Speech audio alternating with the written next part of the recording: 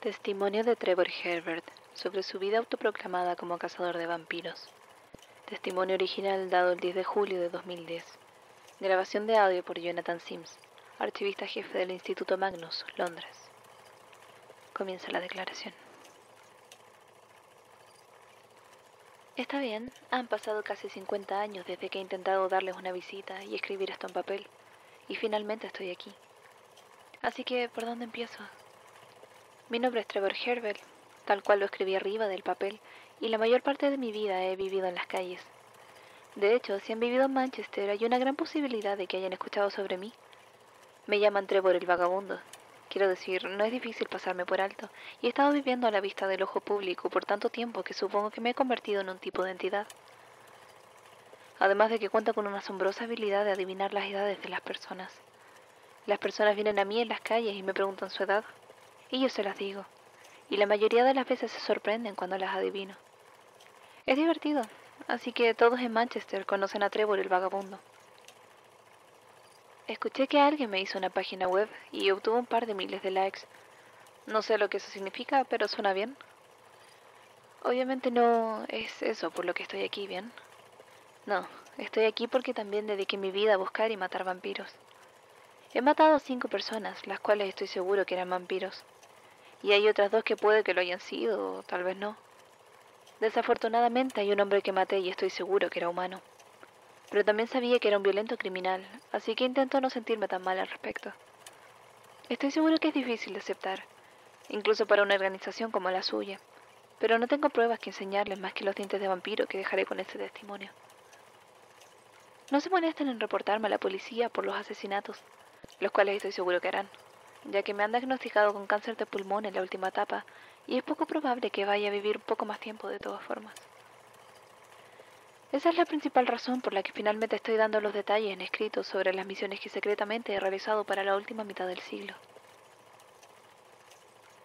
Maté a mi primer vampiro en 1959. En ese momento aún vivía una vida normal, salvo por el hecho de la violencia familiar que sufríamos a manos de mi padre. Era un hombre malo que terminó matando a mi madre en 1956. Fue un obvio caso de asesinato de un alcohólico, pero los tribunales lo señalaron como un accidente y mi padre se libró de la prisión. Por suerte, mi hermano y yo solo tuvimos que soportar unos horribles meses con él antes de que por fin terminara bebiendo hasta matarse. Tenía 13 años cuando finalmente murió y mi hermano tenía 15. Tras su muerte hubo varios intentos de reubicarnos como huérfanos, pero siempre nos separaban y no soportábamos eso. Así que siempre huíamos. Después de un tiempo terminamos siendo felices viviendo en las calles que en la casa de otro extraño. Era el otoño de 1959 cuando fuimos acogidos por Sylvia McDonald. No fue ninguna adopción oficial, pero hacía mucho frío. Estábamos a finales de octubre y nos vio temblando frente a la calle que antes daba al King's Arms Hotel, en Tripping Street, antes de llegar a la circunvalación. Viéndolo ahora, creo que iba a ese lugar buscando en todas partes por víctimas como mi hermano y yo. Y debo decir que esa cosa las encontró con éxito. La cosa lucía como una mujer mayor. Creí que era una viuda, por la forma en la que se vestía con negro y llevaba una extraña postura, la cual ahora sé que es la característica de un vampiro, pero en ese entonces no lo noté. La mayoría de ancianos habían vivido la guerra y no era raro que actuaran de una forma extraña. Creí que ese era el caso de Sylvia McDonald, y después de una ligera discusión mi hermano y yo accedimos ante su oferta de comida y refugio. Déjenme contarles un poco de los ademanes de vampiros, porque una vez que me enseñé a leer, leí todo lo posible que pude sobre el tema, y no se describe claramente en los libros que he hallado. Verán, de mis propias anotaciones, creo que un vampiro es más un animal que una persona, y no debe tomarse como una palabrería, sino tal cual como actúan. No creo que los vampiros sean humanos más que en su propia apariencia, y tampoco he visto que hayan procreado a más de su especie con solo alimentarse. Una cosa que debo recalcar es que ellos no hablan. De hecho, en mi total experiencia son absolutamente mudos. No necesitan respirar, por lo que tampoco necesitan una tráquea en su garganta. Sin embargo, son capaces de hacerse entender con absoluta claridad, aunque los ademanes que hacen nunca han sido completamente claros para mí. Cuando Sylvia McDonald se nos acercó ese día en el callejón, comprendimos que ese era el nombre que se había dado y que nos estaba ofreciendo comida y una cama, incluso si no musitó un solo sonido. Pero no recuerdo que la cosa hubiera dicho una palabra para llamarnos, y mucho menos nos extrañó lo más mínimo. Nunca comprendí enteramente cómo había sido capaz de hacerlo, y dudo que alguna vez lo haga. Solo puedo asumir que es algo instintivo en forma de hipnosis o control mental. Otro malentendido con el que siempre me he enfrentado al hablar de vampiros es que las personas creen que no pueden salir a la luz del día. Pueden hacerlo. Los he visto evitar la luz directa del sol lo más posible y normalmente usan mucha ropa para cubrirse cuando se mueven durante el día, pero no parecen tener problemas al hacerlo. Diría que son más débiles durante el día, pero sigue siendo incierto para mí si esto se debe científicamente a la luz del sol o simplemente porque la maldad posee menos poder en las horas del día.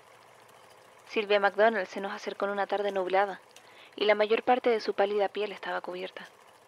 Si la luz del sol realmente lastimaba a un vampiro, entonces lo más probable es que ya lo hubiera destruido. Esa tarde mi hermano Nigel y yo estuvimos de acuerdo en ir a la casa de Sylvia McDonald, esperando tener un techo sobre nuestras cabezas por un rato.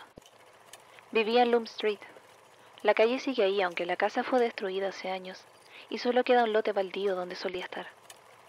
A veces voy a ese lugar a dar mi pésame, ya que mi hermano no tuvo ningún entierro o tumba donde pudiera visitarlo. La casa era antigua, incluso cuando entré en 1959. Me golpeó una oleada de olor a cobre que no pude reconocer en ese momento, pero era sangre vieja. Tenía 17 años y no contaba con la misma experiencia que ahora tengo. Era obvio que los muebles y el tapiz no habían sido cambiados desde hacía décadas, y una gruesa capa de polvo lo cubría todo. Incluso el suelo estaba pálido por el polvo, a excepción por la línea recta en donde Sylvia McDonald se movía. La cola de su vestido se movía tras ella. Recuerdo haberme preguntado si Sylvia McDonald hacía siempre el mismo recorrido por su casa, mientras notaba los claros rastros de los pasillos por los que pasábamos antes de cada habitación. Ningún mueble parecía haber sido usado, y cuando levanté un libro de uno de los estantes, las páginas estaban rígidas gracias a la humedad y el moho. Para ese momento comencé a sentirme tranquilo, pero cualquiera que fuera el poder de persuasión que tuviera ese vampiro, me calmó lo suficiente para continuar siguiéndolo junto a mi hermano. Subimos por las escaleras y me guió a una pequeña habitación con una cama en ella. Me hizo saber que ese sería mi cuarto, y me dejaron ahí mientras Sylvia McDonald se llevaba a mi hermano a la habitación siguiente. Cuando regresó trajo una bandeja con fruta y me la ofreció. La fruta claramente parecía ser de hace semanas y estaba en diferentes etapas de putrefacción, pero solo para apaciguar esa cosa y una manzana y un par de uvas que parecían decentes y las comí. La cosa me miró silenciosamente todo el tiempo y luego se giró y salió hacia la habitación de Nigel. Para ese momento, lo que fuera que esa criatura me hubiera hecho para que la obedeciera, había comenzado a desvanecerse y comencé a darme cuenta de lo mal que estaba todo. También me di cuenta de que no parecía haber una salida sencilla de esa casa. Todas las ventanas que había visto tenían barrotes, y recordé cómo Sylvia McDonald había cerrado con llave la enorme puerta detrás de nosotros después de haber entrado. Así que solo me recosté en la cama enmohecida y esperé. No puedo decir por lo que estaba esperando, pero muy pronto anocheció y supuse que Sylvia McDonald se había ido a dormir. Aún no sabía el problema en el que estaba. Quería algo de luz que pudiera reconfortarme, pero la antigua casa parecía no tener electricidad en absoluto. Así que tuve que usar mi encendedor en una vela que encontré junto a la mesa de noche y me acerqué a la puerta.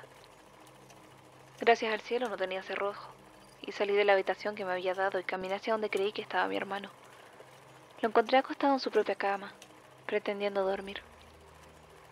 Después de hablar por un rato, se hizo claro que Nigel no estaba más contento que yo con la situación en la que nos encontrábamos, y ambos acordamos que pasar otra noche en las frías calles era mejor que quedarnos con esta extraña mujer. Sin embargo, mientras hablábamos de diferentes formas en las que podíamos escapar, escuchamos un crujido afuera de la habitación, y la manija de la puerta comenzó a girar. No quería hacer enojar a nuestra anfitriona, así que me arrastré bajo la cama y me escondí, mientras que Nigel volvió a pretender estar dormido. En donde me encontraba debajo de la cama, pude ver la puerta abrirse y la falda de Sylvia McDonald apareció, dirigiéndose hacia la cama. Yo solo me quedé ahí, intentando no hacer ruido. Eso no me enorgullece y a veces estoy seguro de que no hacer nada provocó la muerte de mi hermano. Pero la mayor parte del tiempo entiendo que si hubiera hecho notar mi presencia ante el vampiro, entonces yo también habría muerto. De cualquier forma, la verdad es que no hice nada. Cuando escuché los forcejeos por encima de mí y el gimoteo estrangulado de Nigel, la criatura se volvió rápidamente y arremetió. Algo cayó al suelo frente a mí, pero no vi qué. Mis ojos se fijaron en Sylvia McDonald mientras se abalanzaba sobre mi hermano. Abrió su boca y me di cuenta de que era la primera vez que lo hacía desde el momento en que la conocimos, y no pude ver nada dentro más que una docena de largos dientes gruesos y puntiagudos como los de un tiburón. En un movimiento limpio clavó sus dientes en el cuello de mi hermano y le arrancó un enorme pedazo de carne.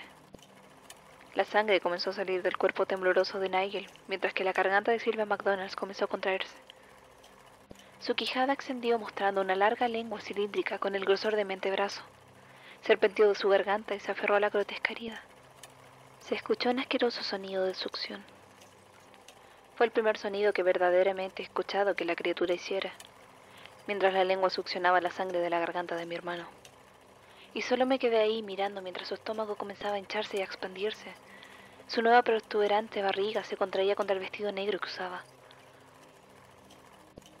Después de los 10 minutos más largos de mi vida, el vampiro terminó. Su lengua regresó a su garganta, seguía goteando sangre del pálido cadáver de mi hermano. Y luego esa cosa se recostó en el suelo, aparentemente satisfecha.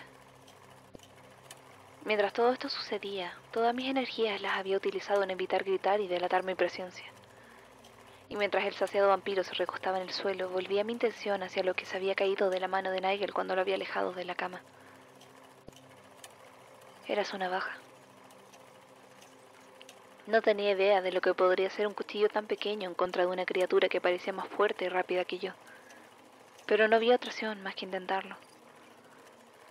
Me moví tan lentamente mientras extendía mi mano para tomar la navaja que incluso parecía que no me estaba moviendo en absoluto. Me preocupaba que la criatura me viera y me atacara como lo había hecho con Nigel. Aunque ahora sé que el olfato es en realidad el mejor sentido que tiene un vampiro. Pero con toda la sangre que nos rodeaba era muy poco probable que detectara mi aroma. Sujetando la navaja entre mis manos, me dirigí hacia donde estaba la criatura que plácidamente se había tragado la vida de mi hermano, hasta que estuve encima de ella.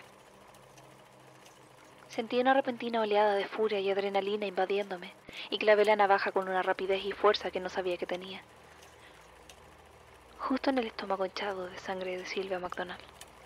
Explotó como un globo hinchado, y la sangre comenzó a salir. Los ojos de la criatura se abrieron de golpe y cubrió la herida desesperadamente. Su garganta no fue capaz de formar ningún grito, pero su rostro demostró un silencioso dolor y furia mientras caía al suelo. Retrocedí intentando quitarme la sangre de los ojos y sentí una inesperada quemadura en mi mano. Me di cuenta de que había tocado la vela encendida junto a la mesa de noche. No sé lo que esperaba que sucediera cuando tomé la vela y la dejé junto a la parte seca del vestido de Sylvia McDonald. Solo intentaba buscar algo que pudiera lastimarla antes de que se recuperara de su barriga rajada. Pero ser sincero, no esperaba que la envolviera en llamas como en la yesca seca. El fuego se propagó rápidamente sobre su repulsiva forma, aunque lo hizo más lento que en las partes donde su ropa y piel seguían manchadas de sangre. Me di cuenta que un vampiro debía ser una criatura muy seca de piel cuando nos alimentaba y se llenaba de sangre. Tal vez había atacado antes de que el líquido pudiera esparcirse por todo su cuerpo. Por cualquiera que fuera la razón, Sylvia McDonald quedó en llamas y ardió tanto que el resto de la habitación también comenzó a encenderse. Me angustiaba tanto pensar en abandonar la casa sin mi hermano, pero era obvio que ya estaba muerto y yo necesitaba escapar. Recordé que el vampiro había estado llevando un bolso de mano cuando la encontramos y había usado una llave para cerrar la puerta de la entrada. Pero ya no llevaba consigo esa bolsa, así que comencé a buscar desesperadamente en otras habitaciones intentando hallarla. Y al final lo hice, en lo que supuse que sería la habitación del vampiro. No la describiré detalladamente, solo basta decir que parecía ser donde la criatura se alimentaba mayormente. Espero que esa imagen sea lo suficientemente clara para ustedes. Pero encontré la llave y escapé de esa casa antes de que el fuego me causara heridas graves. Me aterrorizaba que viniera la policía y me creyeran un asesino, así que no me quedé. Solo huí en la oscuridad. Pasó una década para que volviera a encontrarme con otro vampiro. Había estado viviendo en las calles todo ese tiempo.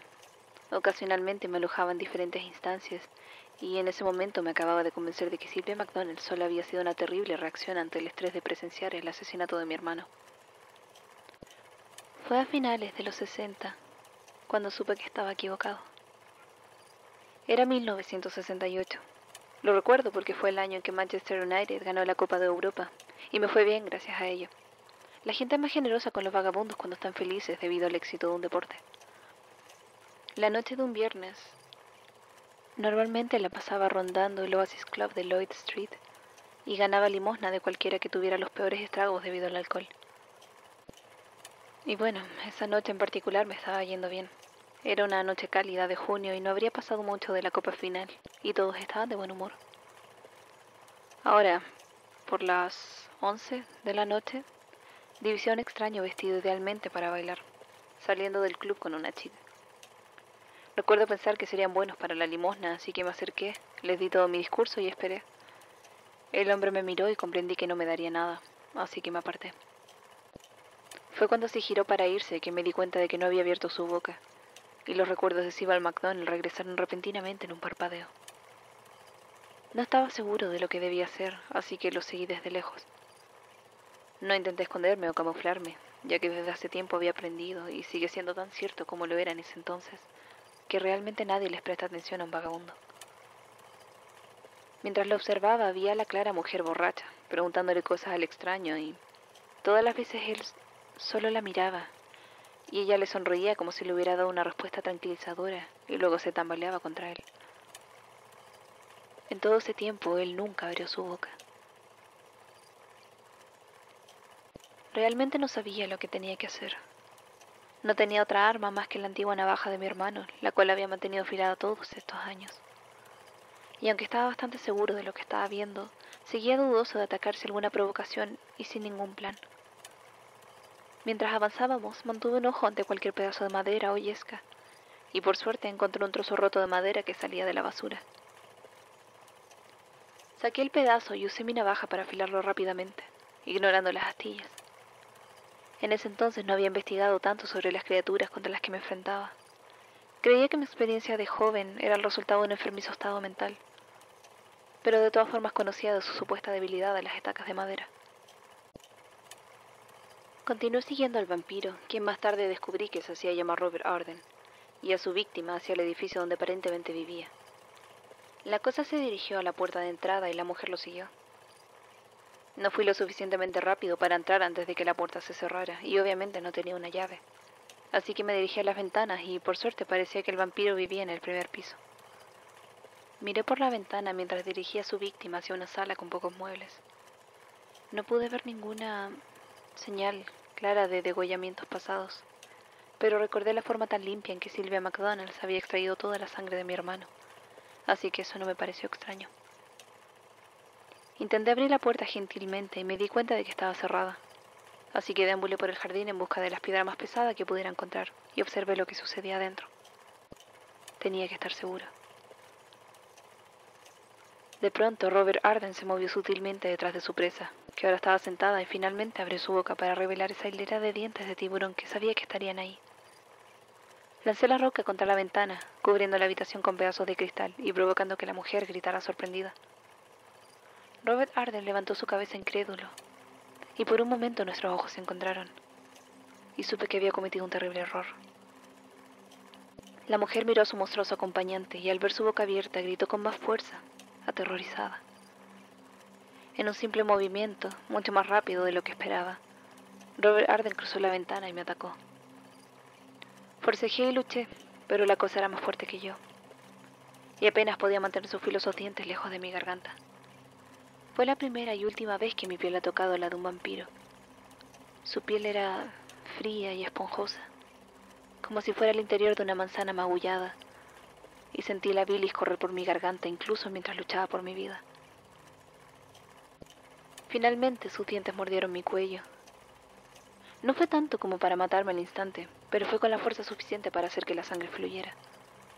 En ese momento vi un tipo de frenesí inundar los ojos de Robert Arden, y con un espasmo el parásito de su lengua salió de la garganta, y le sentí aferrarse a mi cuello. No sé si alguna vez han sentido que les succionan la sangre, pero no se los recomiendo. Bueno, para este punto tengo que confesar algo. Desde hace 3 años antes de que esto sucediera, e igualmente de vez en cuando en unos lapsos de tiempo desde entonces, he tenido una relación con la heroína. La probé por primera vez un poco después de la muerte de Nigel, y desde entonces he recaído una y otra vez. Siempre he intentado mantenerlo como un secreto, ya que sé que tengo una reputación que mantener, y no querría que se rompiera por la revelación de mi adicción.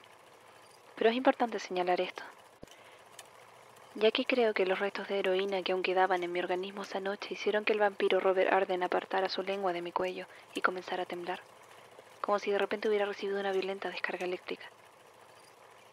Yo me mantuve quieto, intentando recomponer lo suficiente para volver a luchar, cuando escuché los gritos. La mujer, que había sido su víctima, estaba de pie sobre el tembloroso Robert Arden y lo estaba apuñalando con un cuchillo de cocina sin parar. El vampiro no pareció ser capaz de arremeter contra las violentas embestidas, sin importar lo fuerte y rápido que fuera, y se mantuvo en el suelo. Eso me regaló los preciosos segundos que necesitaba para ponerme de pie y buscar mi improvisada estaca de madera. La tomé y la clavé en donde creí que debería estar el corazón de esa cosa. Fue más fácil de lo que creí. Su pecho era suave y blando, y no parecía existir ninguna caja torácica que impidiera el golpe. Robert Arden se puso rígido y helado, aparentemente incapaz de mover su cuerpo, aunque noté que sus ojos comenzaban a moverse en toda dirección, salvajemente. En ese momento, la mujer, cuyo nombre nunca supe, soltó el cuchillo y comenzó a correr. Nunca la volví a ver, pero salvó mi vida. Saqué mi encendedor y envolví en llamas a Robert Arden. Igual que Sylvia McDonald antes que él, el fuego lo consumió en un par de segundos, y para el momento en que llegó la policía no quedaba nada más que una pequeña mancha de asfalto quemado. Tuve suerte esa noche, y nadie vio nada o llamó a la policía antes de que terminara, y me alejé del lugar. Pero siempre fui más cuidadoso después de esa noche. Aunque después de ese día, nunca me volví a cuestionar de que me hubiera equivocado sobre la existencia de los vampiros. Siempre me mantenía alerta, pero a veces era demasiado ansioso, como fue el caso de Allard Dupont, a quien maté en 1982, y más tarde supe que era un humano. Supongo que son muy inusuales y se alimentan muy pocas veces, por la evidencia que he visto de sus comidas mortales. Si existieran muchos vampiros, o si comieran más frecuentemente, el número de desapariciones sería notado rápidamente para el resto de la sociedad. No sé lo que hacen con los cuerpos de sus víctimas, y eso siempre me ha desconcertado, ya que no cuentan con ningún mecanismo para comer comida sólida, y no creo que existan tantos, ni siquiera unos cuantos asesinatos donde los cuerpos se encuentren completamente drenados de sangre. Y realmente no creo que se críen entre ellos, ya que la población vampírica parece ser tan escasa que para que esta sea siquiera una posibilidad. Fin del testimonio. Según Martin, quien estuvo aquí cuando recibieron ese testimonio, fue en ese momento de la aclaración del señor Herbert que señaló que necesitaba descansar antes de continuar. Lo llevaron a la sala de descanso donde pudo dormir en el sillón. No volvió a despertar. Desafortunadamente sucumbió al cáncer en ese lugar. Martin dice que el personal estaba consciente de lo que sería que era la enfermedad del señor Herbert y que le habían recomendado buscar asistencia médica antes de que diera su testimonio. Pero el viejo le respondió bruscamente que no esperaría otro segundo para hacer su declaración. No sé si esto le agrega o elimina más credibilidad a su historia. Sin embargo, existe importante evidencia que corrobora la versión de los eventos contados por el señor Herbert en todos los aspectos, excepto el vampirismo. Existe un reporte noticiario de un incendio en 1959 que incineró una casa en Loom Street y que aparentemente le arrebató la vida a un chico de 18 años, pero no se hace mención de ningún propietario. Y un reporte policíaco de 1968 confirma la desaparición de Robert Arden en Manchester, dados los indicios de violencia que incluyen una ventana rota y el rastro de un incendio, aunque no encontraron restos humanos. También hay un reporte de un asesinato sobre un tal Allard Dupont, donde su cadáver prácticamente carbonizado, fue hallado en su hogar el 2 de agosto de 1982. Desafortunadamente, el señor Herbert nunca fue capaz de dar detalles de los otros, así que no podemos confirmar la declaración. Sin embargo, había una bolsita que quedó junto a su testimonio, la cual parece contener 6 dientes de tiburón de diferentes tamaños. De acuerdo al análisis del Departamento de Zoología de King's College, no coincide con ninguna especie conocida. Personalmente no sé qué pensar. Realmente no creo en estos cuentos de vampiros, pero no puedo evitar notar que el testimonio dado parece ser la fotocopia de una fotocopia. Y no he podido encontrar estos supuestos dientes de vampiros en ningún lugar de los archivos o del cuarto de contención de seguridad. No sé dónde se encuentra el original, pero el número del archivo está listado entre la variante búsqueda de información del instituto, pedido por trastos gubernamentales y la misma ley. Tal vez ellos toman mucho más en serio el testimonio del señor Herbert que yo. Fin de la declaración.